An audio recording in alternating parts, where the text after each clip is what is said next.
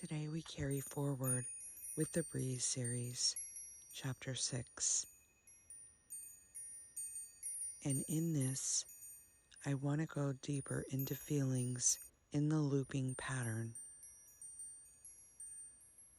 This may feel like we're stepping a little bit back towards the Talking to the Dead series.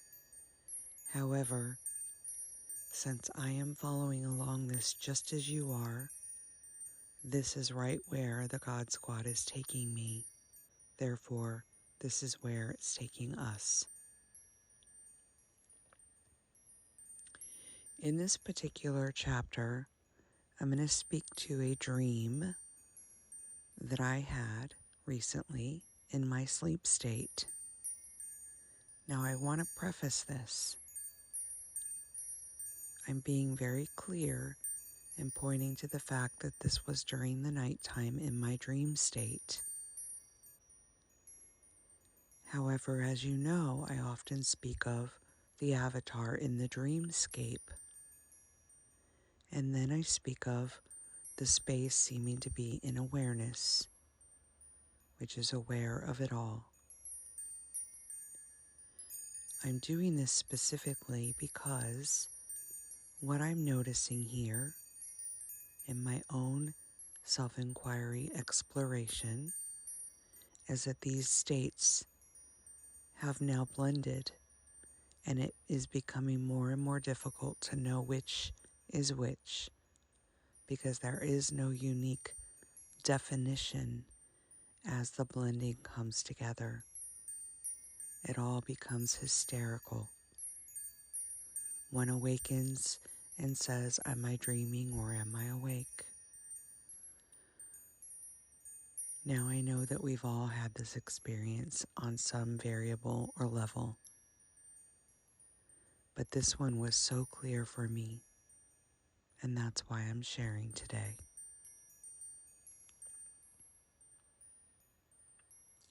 As I drifted off to sleep on my pillow last night, apparently, I was quite restless. It was a warm day. I wasn't quite comfortable. Milo was fast asleep, so I didn't want to wake him. So rather than adjust my pillows like I normally do, so that I'm sleeping in a flat state, I chose to drift off in a somewhat sitting up state.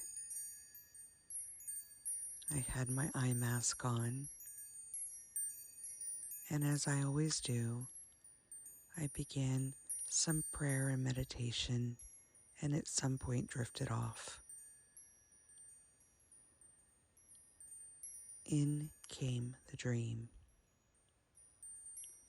It began with me, the story of Kelly, back at the time when my son would have been probably around 7 or 8 years old, and I was heavily embedded in various soccer routines with other soccer families. For whatever reason in this particular dream, and as we all know, they don't make any sense, they're mindless,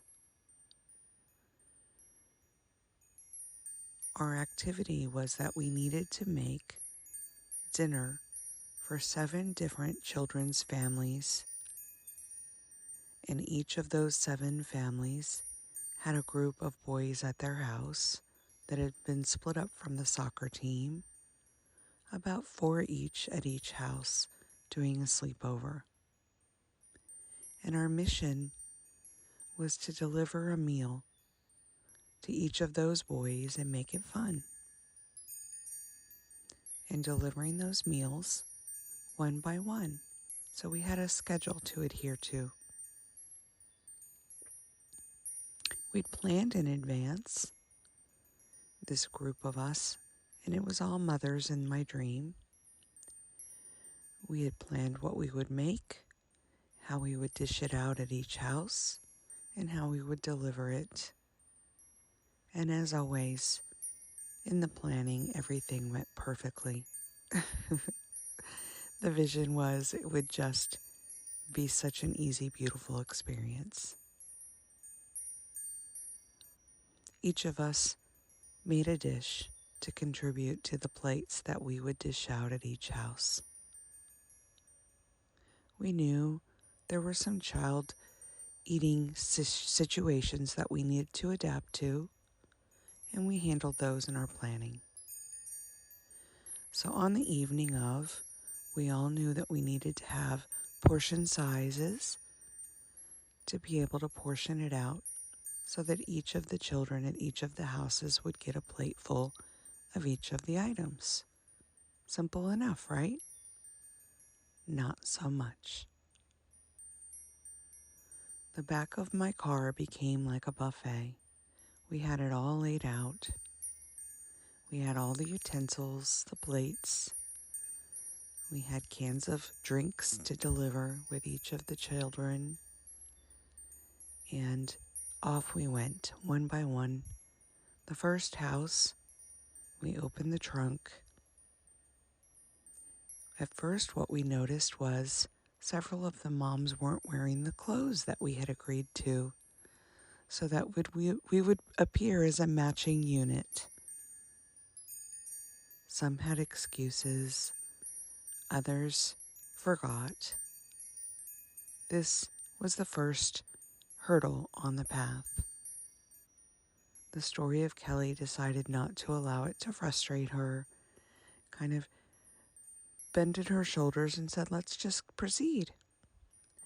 So we opened the trunk, and as we began to dish out, each of us had a different understanding of what a helping size looked like.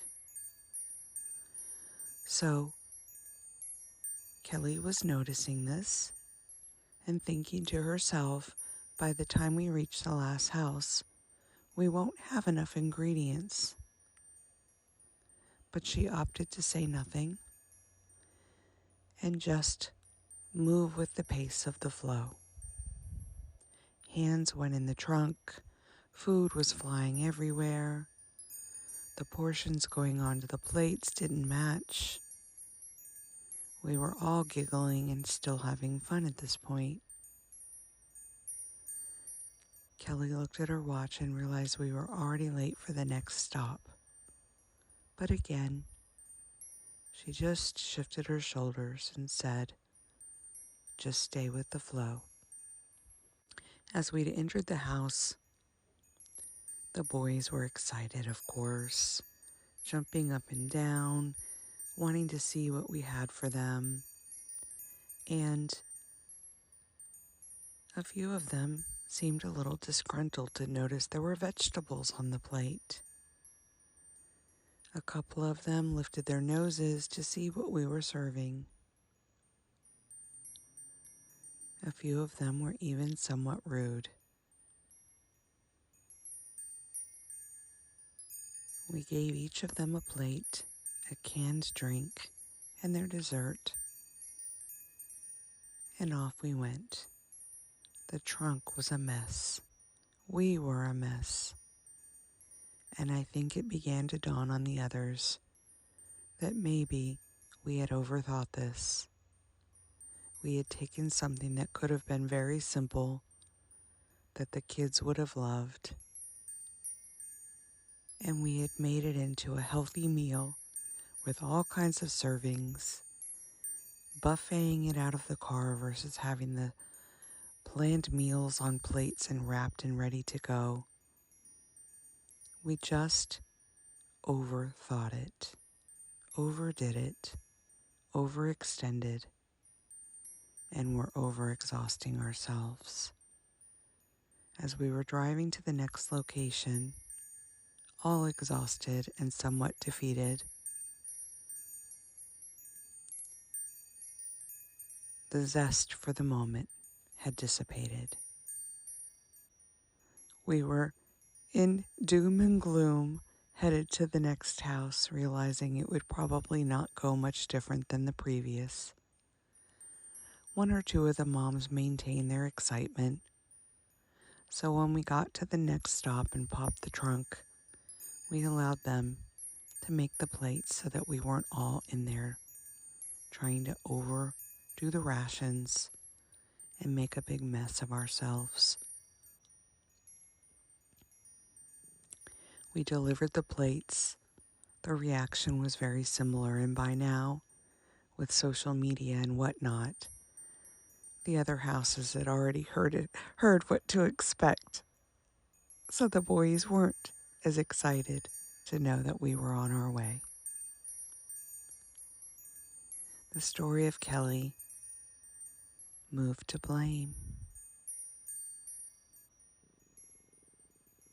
In the story, there was finger pointing going on in her mind.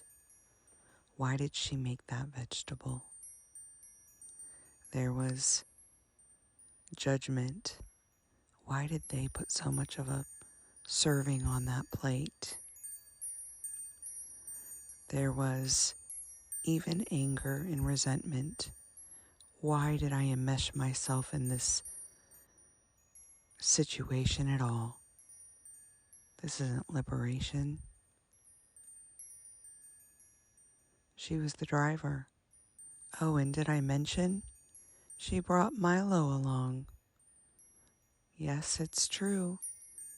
She didn't want to leave him at home, so he was on a leash being brought to each location, getting in the way, everyone getting frustrated with him and her. Yet she couldn't own that situation. How could they be frustrated with a cute little dog on the journey? No one was finding humor in any of this. And by the way, the one having the dream, the one speaking now, I've woken up sore from sleeping with too many pillows, exhausted from the loop of how this kept looping in the dream state, bitterness with herself for all of the judgment, finger pointing, casting blame. Yet there's laughter ensuing this morning as I'm sipping my coffee, recording this, knowing that none of it ever happened. As you can surmise, this carried forward to each house, and at some stage we ran out of ingredients as expected. I don't even think we were at the last house.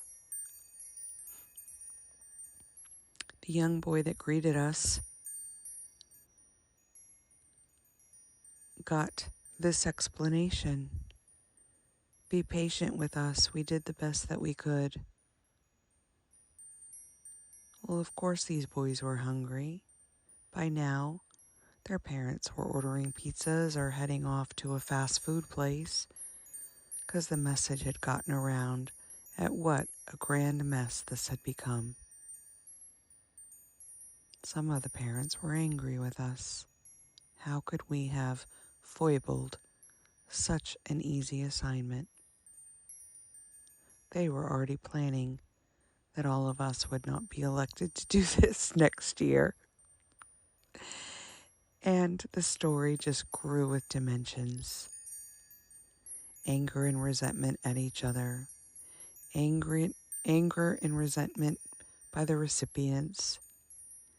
Anger and resentment at ourselves. Anger and resentment at life. And the one waking up exhausted for looping in this dream all night. Why am I sharing this today?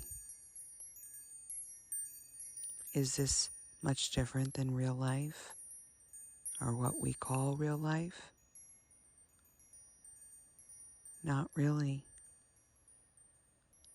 However, what is different is the perception. Was it my dream? Was it reality? Was it awareness? Seeing both playing out? Does it even matter? How am I feeling in this moment? Thank goodness laughter has returned as I sip my coffee. Thank goodness perspective has kicked in. No one was harmed. No one was damaged. Nothing went wrong. This stirred to the surface exactly what it needed to stir. Rightness and wrongness, goodness and badness, fault and no fault, finger pointing and none. Right back to the feeling. And the feeling is this morning. Gratitude. Now the old me may have carried this dream through its day, angry that it didn't get a good night's sleep, angry that such a dream looped and looped and looped, that it tossed and turned, that it's Milo's fault that the pillows didn't get taken off the bed. So many stories could be happening that could ruin this beautiful moment, where there's coffee sipping, birds chirping, the pillows have been adjusted, the back is supported, and the exhaustion will be taken care of with beautiful little meditative naps and grounding throughout the day. I spent the evening with God, looking at stories, whether we call them past, future, or never having happened, doesn't matter. What matters is the perception in this now moment and the feelings that are sitting beside that. A dream, a dreamscape, awareness, all dancing. What sits beyond that? Noticing it all, loving it all, inviting us there. That's the space. That's the place. That's our truth. And you, my loves, are that, as is this. Be still, even in calamity. Observe, even in trauma and drama. Everything we need, everything is there for us. But there must always be a willingness to notice. Much love. Until next time.